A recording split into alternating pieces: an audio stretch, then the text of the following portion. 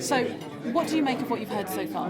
Well, I've just come into this post, and earlier, I think it was 2 weeks ago, David and trying to get the names together, and Nick and Tony gave me a tour of the park.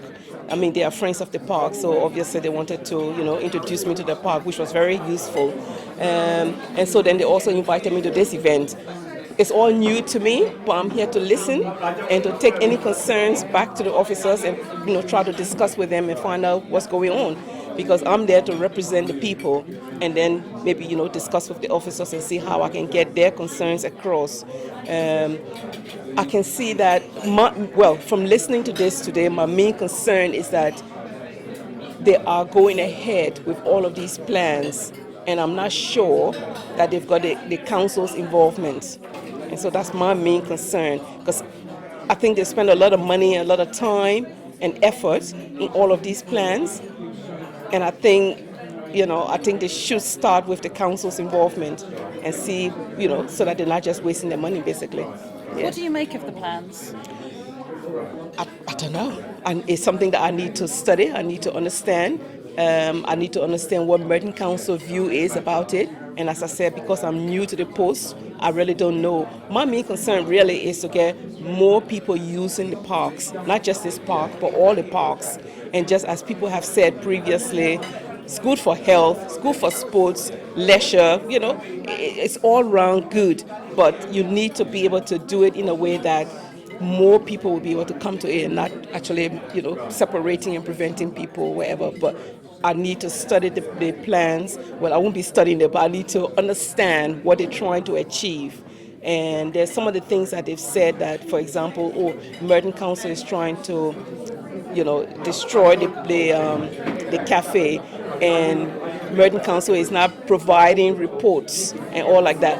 I think they need to get involved, and my main aim now would be to see how I can get Merton Council and Friends of the Parks sitting down at the table and discussing their concerns, rather than they sitting here and saying all of what they've said, because I haven't heard from Merton Council officers' point of view yet, so I can't say they're saying this and Merton Council saying that. They might be saying the same thing, but I need to hear from Merton Council officers.